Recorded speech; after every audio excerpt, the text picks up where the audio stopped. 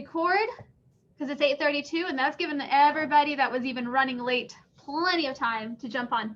Good morning, guys. Good morning, Texas. Good morning, Dallas and Fort Worth and Midland, Odessa, San Antonio, Austin, everybody in between all of these places.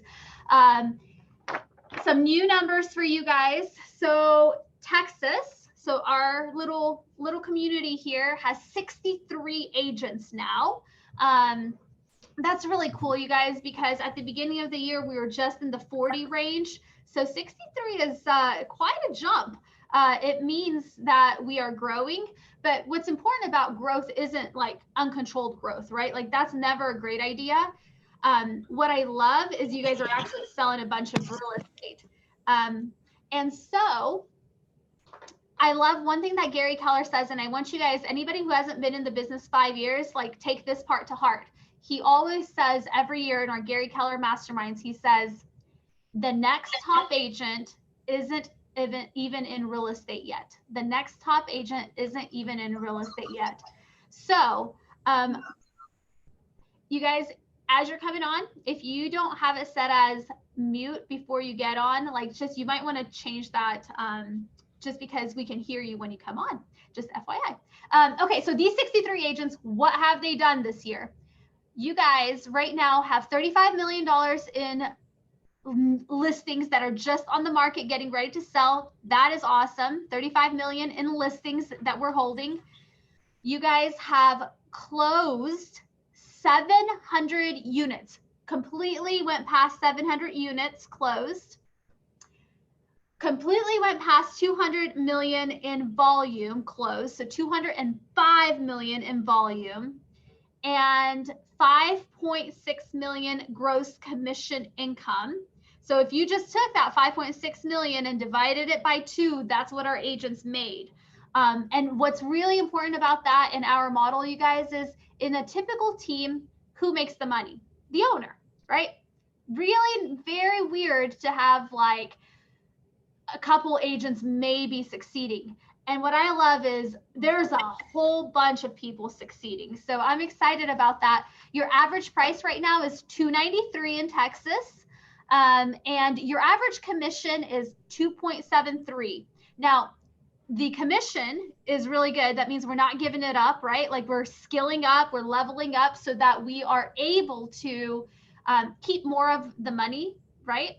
And I'm excited about today specifically because Daniel's going to talk to us about like his journey, but particularly what I love about it is his journey is leading to higher price listings. And so when we talk about 273, like that's not a bad average, but man, wouldn't it be great to double that in the next year for all of us? So Daniel, while we have you here for the next few minutes, let's talk like, okay, first of all, tell us where you are. Tell us a little bit of like maybe your background or anywhere you want to start there and what's happening to your business now.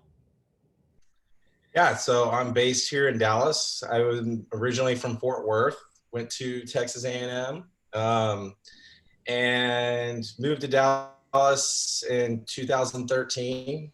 And right now, I mean, this year my business has pretty much, this year is when it started to take off, I think. Kind of during COVID, actually. Okay. So, okay, we'll go back to your history here in a second, but like, what does it look like right now? Like, what's happening? Like, what's the big announcement? Like, why are we talking today? Yes. All right. So, this year we signed an exclusive partnership with a luxury developer here in Dallas. So we have exclusivity with them and anything that they do in real estate in the US. So if it's not here in Dallas, it would be with Kinney anywhere really. They're primarily focused here and they are just doing their first exclusive luxury development. They're a pure custom home builder. And so, yeah, we did something that this year. How big are we talking? So this development is 110 homes for the first 3 phases. And then the goal is that there'll be additional phases after that and additional developments as well. Okay. And walk us through kind of a little bit of the timeline, like the most recent timeline. Okay. Yeah. So we signed the memorandum of understanding September 15th. It's basically, the memorandum of understanding is basically a loose agreement to that both parties are kind of agreeing to partner on. It's almost like the agreements that are in our buyer guides, the commitment to work together essentially, and kind of lining out what that means. And the reason we did it that way was because there's a lot of different listing agreements and things that actually get signed down the road, but we needed to have something to kind of kick everything off to move things forward, to make that exclusivity and partnership. And then from here, it's going to be so after this first year, we reevaluate, make sure both parties are happy. If so, we renew for 2 years. If at that point everyone's happy, we renew for 3 years. So this first year is really important.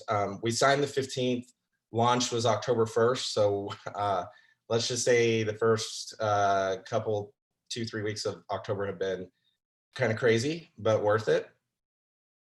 We had our first event for them, which was an appreciation event for people that have built with them or that are ready, to start that process with them.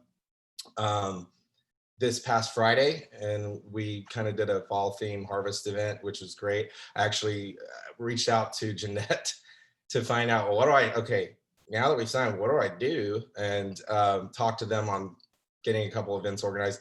Today we have a tour of homes and a broker's open. All this is outside, and we have masks, by the way, but we've been able to pull it off in a couple weeks. So I'm ready for a break tomorrow, but it's been exciting. Do you guys, do you have some spec homes that are going to be breaking ground as well?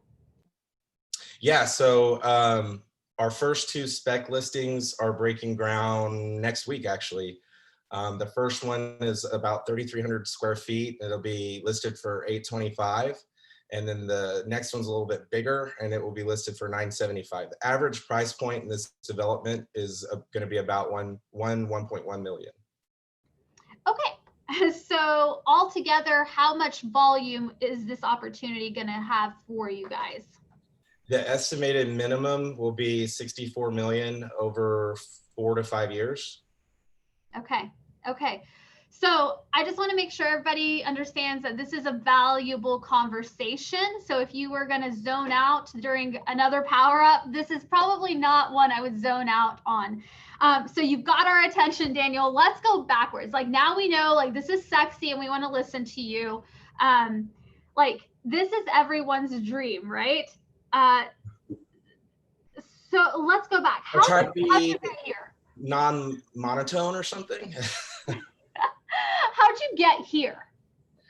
Well, okay, so yeah, I graduated from Texas A&M in 2006, and I went into the consulting world. So I did economic and political intelligence consulting, which took me around the world, basically.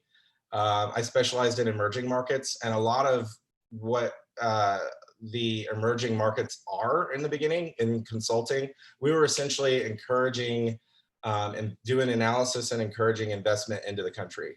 So helping outside investors come in, foreign investors, helping the country itself portray itself in a way that we could find out what exactly they were doing that would be beneficial. But a lot of it in these emerging markets has to do with real estate at first. I mean, they're identifying where their financial centers are going to be and where they want, the ports and things like that to grow with. So naturally, over time, there was a real estate component to what I was doing. But then, yeah, did that for a while. I moved to Dallas in 2013 after living abroad for some time.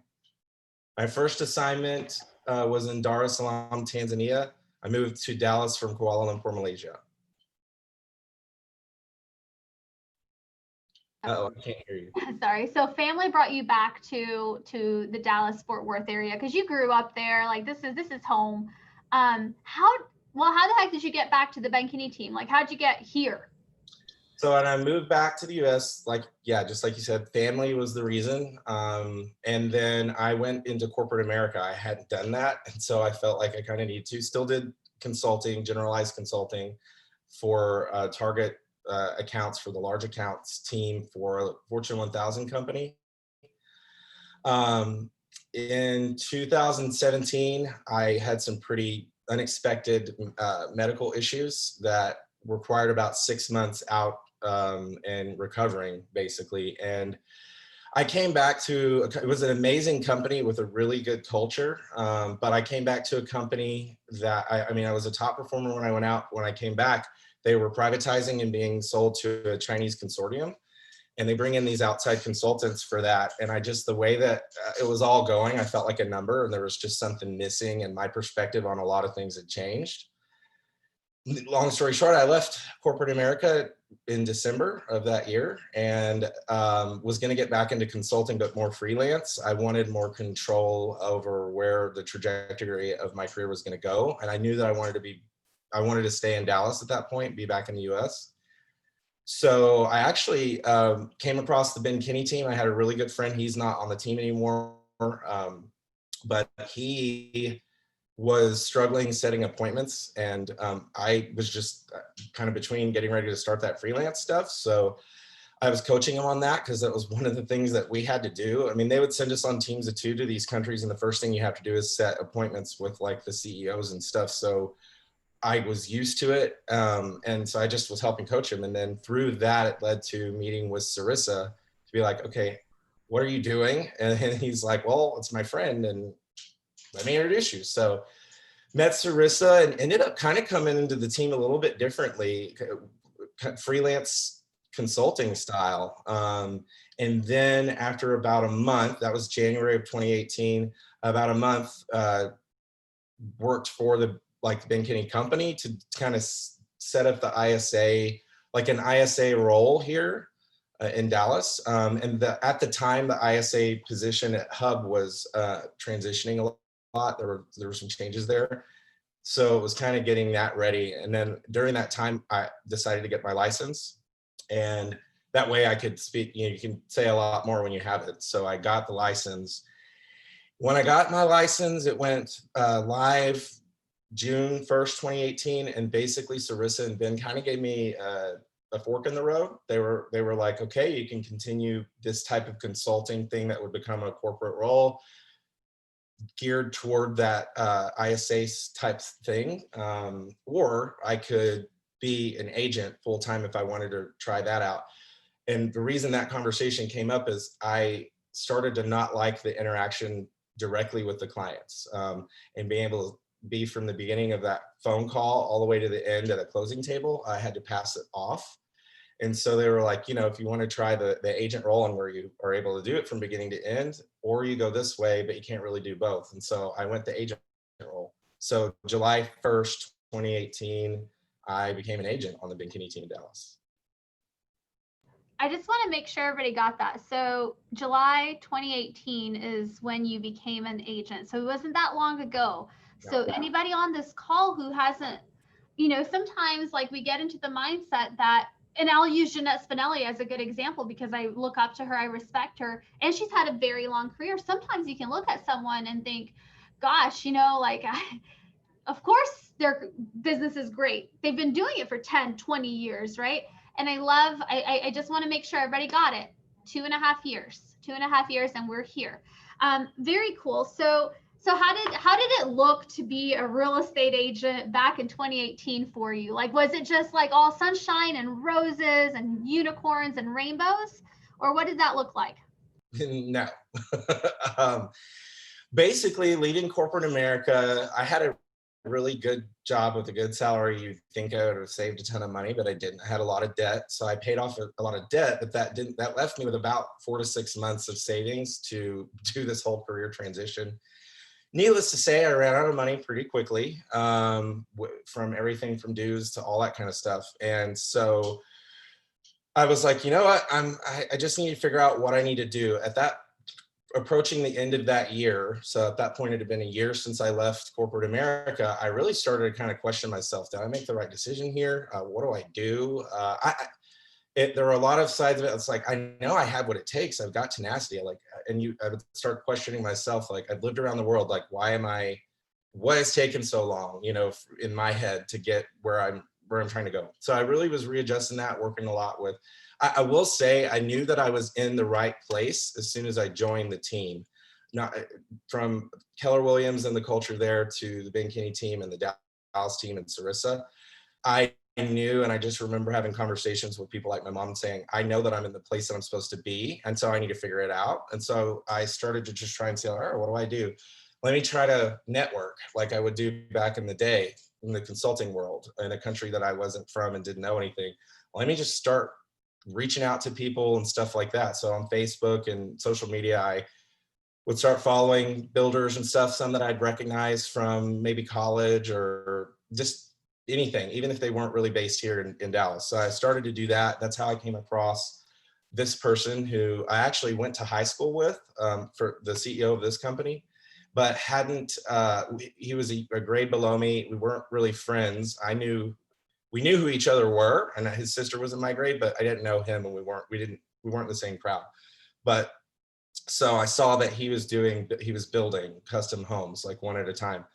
So I reached out, How long and was just kind of asking what I need to do. Hey, Daniel, how long had it been since you had even spoken a word? Just so give us context on that. Like, do you guys like see each other at holiday parties or like? It had been 18 to 20 years since we had said anything or I had even seen him. And okay, honestly, so Facebook, strangers. Yeah, and Facebook is what it is. I mean, it's not like he was popping up in my feed either until I was trying to look for real estate related stuff. So it wasn't really Sphere, even though we went to the same high school 20 years ago, you know. But yeah, I saw that he was doing custom building and that there was an announcement coming, and that happened around the end of that year. And I saw that they were going to be doing their first development. And I just remember thinking like, man, I would love to be in a position where I have all this experience and to approach something like that, because it looked like they didn't really have an agent or team partner. And so I'm like, man, it's going to be great one day when I am in a position to have all this experience and can land something like that. So I want to pause on that really quick. So when you were doing these reach outs and when you saw that there was an opportunity, your initial thought wasn't, I'm going to go try to get that opportunity. At that point, that was not your initial thought. Your initial thought was, man, one day I'm going to make it and I'm going to have the experience level to go after somebody like that. Would that be accurate? 100%. What changed? So I went into Christmas that year pretty depressed. I wasn't able to do a lot like I would normally do. It was really kind of like, oh, am I making the right? I had a mindset issue is what it was. And it changed in March of last year. There was a Texas regional kind of mastermind, and I want to say it may have been Maria invited Jeanette Spinelli to speak. Ben was there too because he was meeting with Gary. And she told her story at that meeting. She tells it best, but long story short is that she was at a point in her life due to some very valid reasons, being depressed and having a mindset issue too, and remembered a development. And basically she was at a point in her life where she didn't have money or resources. And so she went and found this sign, a faded sign on a development that had stalled out, and decided to call a guy. And the guy basically said, wow, this is perfect timing because we were just getting ready to restart things again. I think this was following one of the crashes. And so it's great you called, let's meet, right? And now we know where Jeanette is. And it was a luxury development, I think in like Southwest Austin or something like that. And I kind of talked with her a little bit after, and I just remember part of her story was I had no money. I was severely depressed. I didn't really know what to do, but I had my license.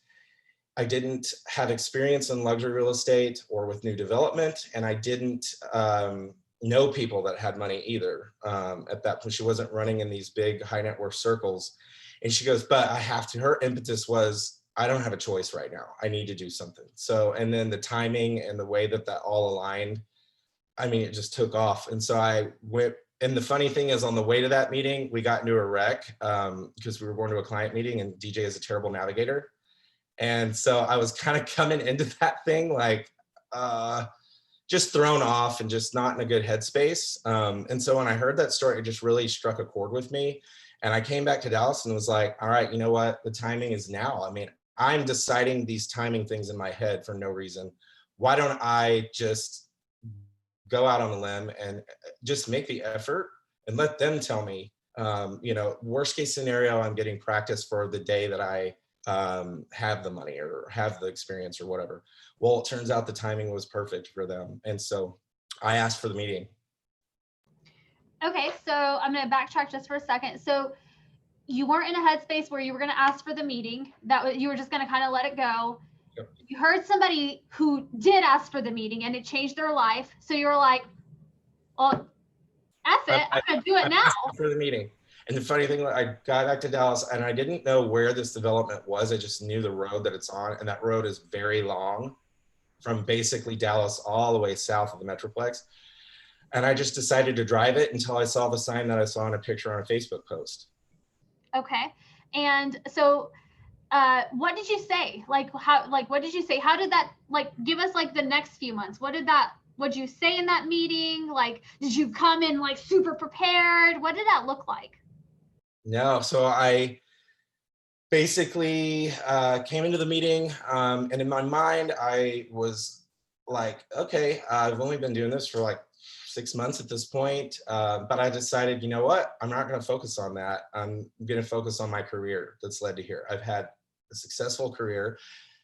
I will not bring up that I've only had my license for 6 months, but if it does come up, I will lean on the team. And so I felt reassured that I could lean on the team's experience if it came down to that. And I felt like, you know what, just loosen up. And so I didn't have anything specific for this type of meeting either. I took our meeting, our listing presentation and just kind of spliced some things together that I could touch on. But I went into the meeting and we, of course, kind of caught up on the 20 years and a few. And then my goal was to just listen. I took a consulting approach. So I did what I did back in those countries where you can't come into a country that you are not even from and expect to be able to tell them what to do and how you're going to make their country better. You have to listen to them first and find out what is their story, what are their goals, what's happening with them. And so I just let him, he actually ended up presenting to me, even though I knew I was up against other agents.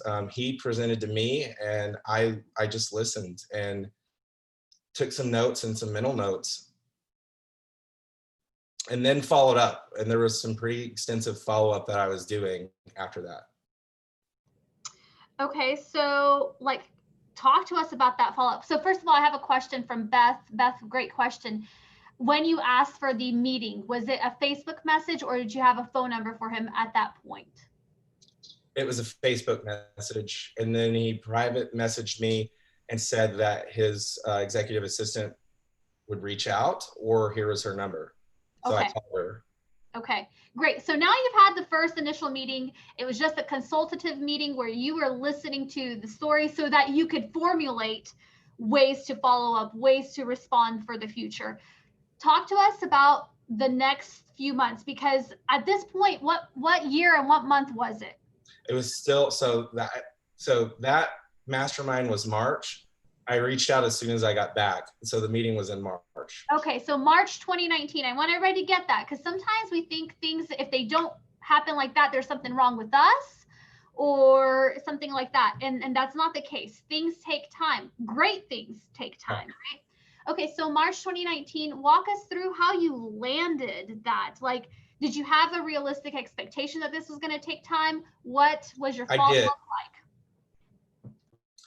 I did. I was still coming out of that whole period, though. I was still struggling financially. I pulled up to that meeting, and I was so thankful that the circular driveway was positioned in a way that he wouldn't see that I was driving a wrecked car. I drove that car wrecked for a year because I couldn't afford to fix the bodywork. It would leak when it rained. And I just remember thinking, oh, thank God their driveway is faced that way, because they have a big office in his home, which is this big house and a very nice neighborhood. And I thought, oh, Jesus, thankfully they're not going to see that. Anyway, just followed up with him. Listening to him, I listened a lot on what the timeline was for that development, because that was kind of their next step. And then I kind of just told him, okay, I would like to schedule a follow-up meeting with you in a couple months to talk a little bit more about what we might be able to do together and kind of how things are progressing.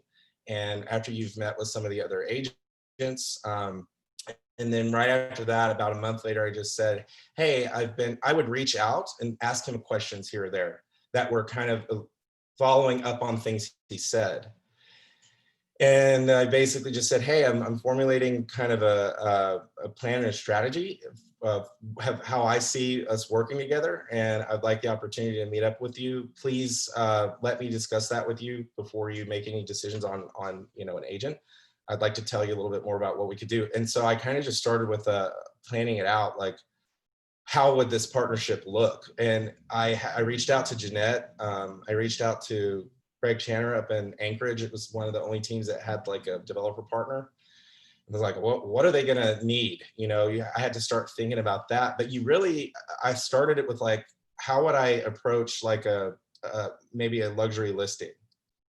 What are they going to need from me that's different than just selling like an investment property? And formulating that plan. And so that's really what I did. And then I just persistently followed up.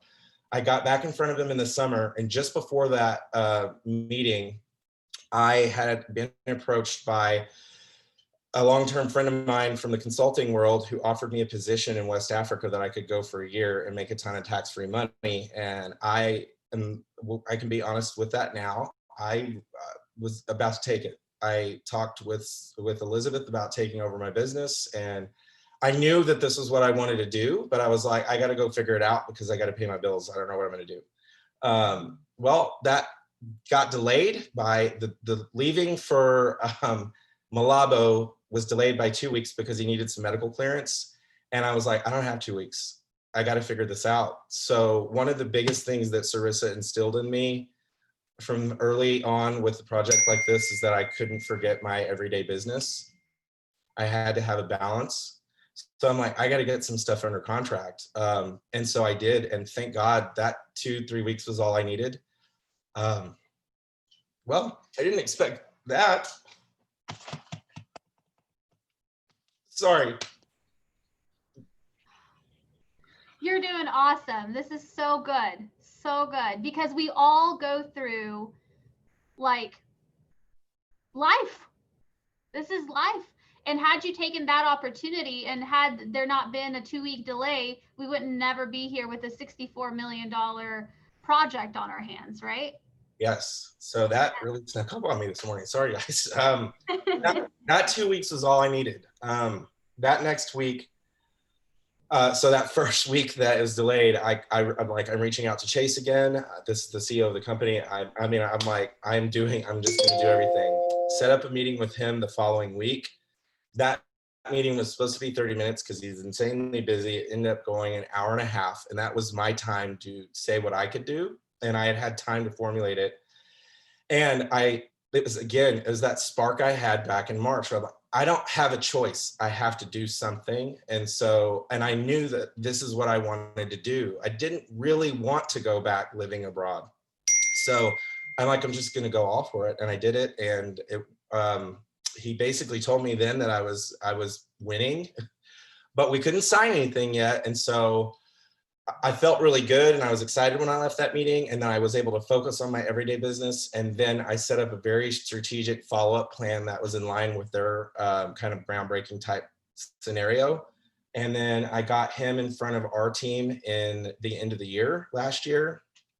And needless to say, that time at the summer, it was Labor Day. I remember last year when that was all happening. And within 3 weeks, it got to where it was going. The first 4 months of last year, I closed 1 deal.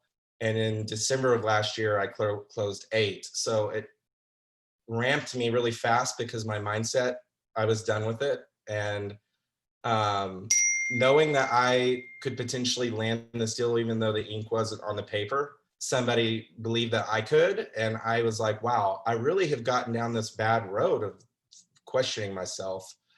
I can do this. I'm going to do this and I'm going to figure it out. And the beauty of this team is that I was like, I don't have to know because I have enough people here that are going to help me figure it out. Right on. And everyone comes to this career with previous skill sets. Everyone does, right? Like if you like, by the way, like moms are the best because like if you can like have children and like raise children, like you've got so many skill sets around organization and prioritization, right?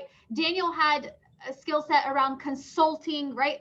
Everybody brings a skill set and you keep leveling up, which you like the fact that like you didn't have to drive 3.5 hours, you and DJ to come to do our Texas mastermind. You didn't need to do that. Like you probably had other things you could have done, but you came, right? You were always leveling up. And that's something that like Team Dallas like is always leveling up. I appreciate that about you guys. Question from the group: were there any aspects of the presentation, Daniel, that you felt really drove it home for the builder? Was there anything in particular, or like can you talk about any part of that? Yeah. So I still took the consulting approach, and thank you for the opportunity to speak here because I've kind of journaled out loud with this whole thing. Like, what did I actually do? It's kind of been a whirlwind. And in fact, whenever you called me to do this, we had just had the MOU, and it's still, honestly, even now, I don't think it's fully hit home. And it's because I just kept working on this big thing. Once I eventually believed it would happen, it's still, you're just working on this thing in the background, and you're still just trying to get your numbers and all of that. And so I've just been kind of like, okay, well, where am I even at? So yeah, in thinking through everything, I've also realized that I've taken that exact approach even to my everyday business with listings and with buyers. And it is the consultative sales approach, where I listen more than I speak, and I'm gearing it to what they need, meeting them where they are, because we have all these tools. And so it's like, well, if I come in and I just show, here's all the amazing things that this amazing number one team in the whole world can do for you, you need me, then that hasn't done anything for them. Because if it's we deal with emotional situations all the time in this business, obviously, with listings and buyers. But honestly, even with these big developers, these businesses are their babies. I mean, they've put their blood, sweat, and tears and gone through some of what we have too to get there. And so I listen a lot and then formulate the presentation or what I say based on what meets them where they are, the same type of language. And for them, it was, you don't need an agent or even a team to hire. You need a partner that is going to scale with you. We have and that's kind of, you still are able to bring a lot of power elements, but say, we're on the number one team in Keller Williams. We have the ability to scale with however far you want this to go. And it sounds like sometimes you don't think you're going to go to these great heights, but you've already proven that you do. I mean, this is a testament by itself. So you need somebody that can meet you where you're at and help you achieve your goals together. I'd say that part, the partnership approach, is more important for investors and these bigger developers, but it still works with the everyday listing, where it's like, I'm going to work with you. We're going to partner together to get you where you're trying to go. I love that because Maria brought up a good point. Like, to be able to listen that actively, right? If you're going to listen that actively, you've got to know and internalize the listing presentation, our value proposition. Because when you already know it, like it's a fiber of your soul practically, then you're able to sit down with Chase or whatever his name is, and you're able to like actively listen. And that's really important because, Daniel, would it be fair to say that if he needed something else, if you were hearing something else, you would have adjusted what you were going to use as your value proposition to meet his need? Yes. I want you guys to really get that. What our value like, we have 1,000 things we can offer. Not like, we need to make sure that we drill down into what they need and turn that feature that we have into a benefit for them. Which I think you really did really well when you said, for the project that you're doing here and for like where you want to go, you don't need a discount agent. You don't need just like a team of agents. You need a powerhouse team that can help you scale. And that's what they needed based on what you were hearing from them. And that's all you're doing. Like, all sales is, in a nutshell, is listen to what they need, give them what they need. Yeah. Does that make sense? Okay. Consultative sales all the way. And so, yeah, that's exactly what it was. And it turns out the timing was perfect for them. They've said it again. I mean, he even said this after that MOU, and he was just kind of in a good space too. And he was just like, I just need you to know, like, the timing that you have had in this period couldn't have worked out better for me, for us, for everything. And I just kept remembering, I'm like, man, I'm glad I went to that mastermind, because I would have had it in my head that the timing wasn't there when it really was. And it's never come up that I've only been an agent for 2 years in July. Funny how that is, right? When you carry yourself professionally, when you know your stuff, right? People don't care that you didn't sell 10,000 homes before this, right? Because by the way, like if you've sold 10,000 homes, you probably already have different kind of habits, right? And you went after it. You were hungry, but not desperate. And there's like, and what I mean by that is you didn't put all your eggs in this basket, right? No, and I would say for me now, just diversifying my real estate business has been the most important thing. And it started with Sarissa really pounding it. And at a certain point, I'm like, leave me alone. I've got this big deal I'm working on.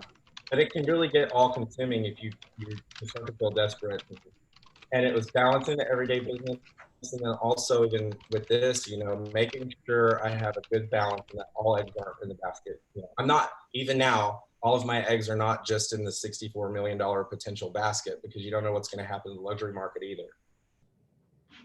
So how would you say that, like, for somebody listening right now, are big clients or big partnerships like this, are they worth the effort, number one? And number two, like, how would you manage your time? Because on one hand, you want to go after, on the other hand, you need bread and butter business, right? Like the whales, like, are far and few in between, and they're hard to get. I would say get your everyday business to 5 closings a month ASAP so that you can hire an assistant, which is what I did in June.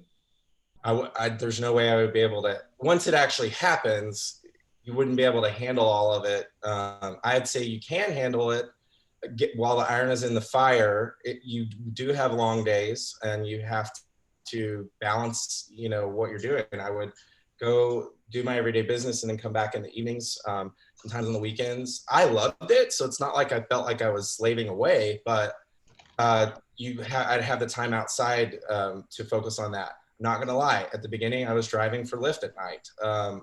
I was doing things that whatever I could do. Somebody in my building posted on the messenger board they needed a cat sitter. I decided to be a cat sitter because they were upstairs and I could just go check on them and then come down and work. I was like, I'm going to do what I got to do to figure this out. But I would say my biggest advice is balancing the business, get to the 5 to 7 closings a month, because that will help pay for half of the leverage that you need to have either an assistant or also potentially getting a showing agent. And also look to the wider team and being able to partner with people on the team that have what it takes, and you've been able to see it, because you're going to need their help probably too.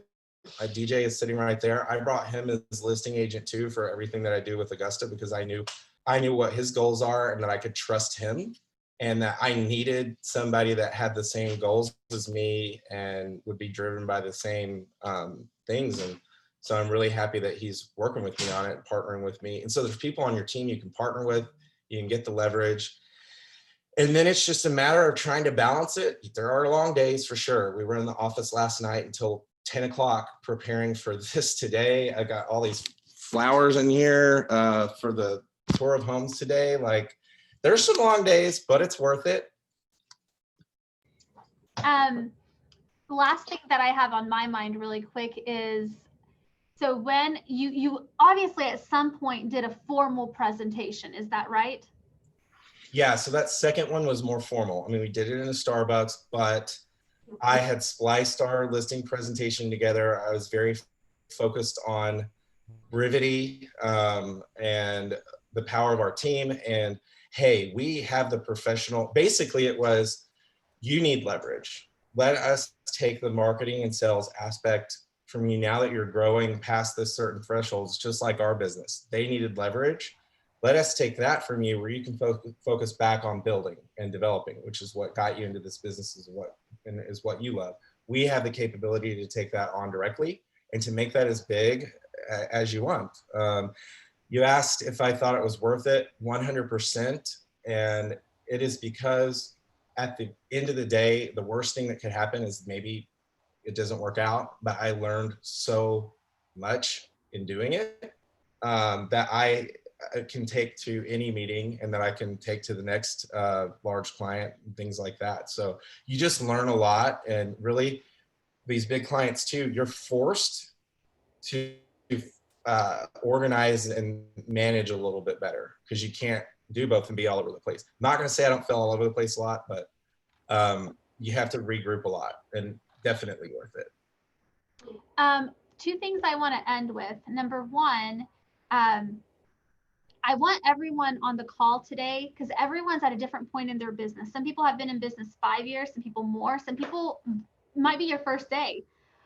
And everyone's at a different point in their business. And the beautiful thing with being partnered with us is you have access to the Daniel Moores of the world, right? You have access to me anytime. You have access to Ben anytime. You have access to such a big crew of people who want you to succeed. Like when you succeed, we all succeed. Like there's a healthy competition, like DJ and Daniel and Elizabeth and everybody, right? Like everybody, like, you know, you have your own goals, right? Like, and it's fun to be like, you know, top 20% and things like that. But at the end of the day, it's not about like Daniel doing more than DJ or DJ doing more than Elizabeth, right? It's always about like everyone hitting their own goals. And I want to make sure that you guys know that, like, if you put in the work and you run into something like, I'm not really sure, like, do what Daniel did. Called Craig Channer, who had experience in this. Talked to Amanda, who was doing this in Austin. Talked to Jeanette, who had done this before. Like, there are so many resources in our world for you. There's no excuse not to succeed. And number two, you have to reach out. You have to reach out. Yes. Yes. They're so open to talk to you. Really? I mean, Jeanette texted me this morning. You have to reach out though. Ben will even respond. That's the beauty of our company. Yeah. So sorry, I just say that you have to do the first part, which is reach out. Yeah, definitely. And then the last thing I want to end on, Daniel, are you getting any other business off of this, or is it like you're just listing the spec homes? Like, are you getting any listing leads? What's happening with all of that? Like, are you getting any other business because of it? Definitely. We, of the first 4 leads that have come through, there are 5 listings that are coming out of it. Average price point on these 5 listings is $375,000. Okay. Okay. And we always talk about listings are leverage. Thank you for proving that point. That's where I wanted to go with it. A lot of these people need to sell their house first before. I'm excited for Knock to get into the luxury space specifically for us because timing, putting listings is crazy. Then them referring us to everybody now. The other part is that we are getting, now that we're partnered, we're getting to meet all of their previous clients. So I'm door knocking, but with a purpose now, and all these houses that we built for people. And it's nice because a couple of them, when we went to deliver invitations, they just said, oh, by the way, their neighbor who's a friend is going to be listing soon, putting me in touch. So definitely business coming out of it. That 64 million is just from the listings and the sales in there. It doesn't count all that peripheral business. Plus the fact that we're exclusive. When he buys the next piece of land, we're their agent for that too. Okay, and I know I just said it was the last thing, but did everybody catch that? Like Daniel just said when he was door knocking. I just want to make sure that people heard that Daniel's not like, all right, got my 64 million in listings coming up. I'm set for the next 5 years. Woo, I've made it. So that's not you, Daniel? No, not at all. Still door knocking, still doing open houses, following the model. I get off a little here and there. Sometimes I don't have as much open houses and things like that, but I really do try to follow that model because it works, because that's what I did when I had to regroup, and then it worked. And a year later, I have an assistant and this business and stuff like that. So. Can I say something real quick, Adelina, about Daniel too? The whole time he's had this opportunity, he's like, I'm so excited to bring this opportunity to the team. So he's not just thinking about himself. That's so true. There is enough business for all of us. And that's why I love bringing partners on for stuff like this, like DJ. And I like to do that for any big client, really. But there really is enough. There's going to be spillover. I'm not going to be able to handle all of it. And I want the team to be there with me too. I like seeing the success of our whole team. I love that about you. Okay. Thank you so much. I know we went over time. I hate to do that because I value your time so much. And it's not every day that we have these things happen. This is like 2 years in the making. So I wanted to give it the time that it deserved. This is recorded, and today I started uploading these recordings from like our previous Texas interviews onto YouTube. So you're gonna get an email from me today with like different links of previous ones we had, just so that you guys can share them with a future person in the future, right? You could have them for yourselves if they're gonna be unlisted, right? If you if you've done one and you want it to be public, I can definitely choose it public, but otherwise they'll be unlisted, so that if you have the link, you can always have it. We've got some great people coming up. We're going to finish this year really strong, you guys. And it's Chris Suarez always says, it's kind of, we're in a weird spot right now where it's kind of this year, but we're also working for next year. Like, stay focused on the present is what I would tell you guys right now. Stay focused, like take it one day at a time. Have big goals for 2021, right? Like think big, like Daniel, like be courageous, like put yourself out there, right? But don't forget about like the model is a model for a reason. It's so that you have bread and butter business until you hit that niche, until you hit that one big client, right? Like, you need to have all of this or you're going to be out of real estate. So I appreciate you so much. We all appreciate you, Daniel. Thanks for being transparent and not sugarcoating it, telling us the real truth. Yeah, thank y'all. Thank y'all. I appreciate the opportunity. Awesome. You guys have an awesome day. We'll see you next Thursday, and I will see you soon. Bye, guys. Thanks, Daniel. Bye. Thanks, Thank Daniel. y'all. Thanks, Daniel.